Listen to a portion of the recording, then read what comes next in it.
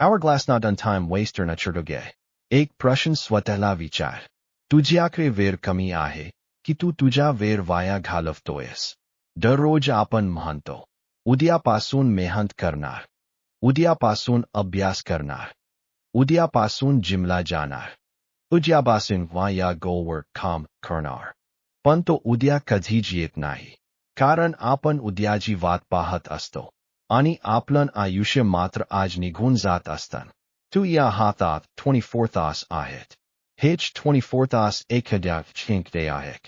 हेच 24 तास एका सक्सेसफुल आहेत. आम्ही हेच 24 तास तुझ्याकडे आहेत. मग फरक कुठे आहे? फरक आहे वेळेचा वापर करण्यात. 2 तास रील्स बनण्यात, 3 तास मोबाईल, नको त्या लोकांशी बोलण्यात, नको त्या गोष्टींचा विचार करण्यात. जर तुझा दिवस संपत असेल तर एक दिवस लक्षात ठेव, तू वेळ वाया घालत नाहीयेस, तू तुझं भविष्य वाया घालवतोयस. आज मजा करण्यासाठी तू वेळ खर्च करशील, पण उद्या त्याची किंमत तुलाच मोजावी लागेल. आणि जेव्हा तू दुसऱ्या कोणाला यशस्वी होताना पाहशील तेव्हा मनात एकच विचार येईल, मी सुद्धा हे करू शकलो असतो. पण त्यावेळी वेळ निघून गेलेला असेल. म्हणून आजपासून एक निर्णय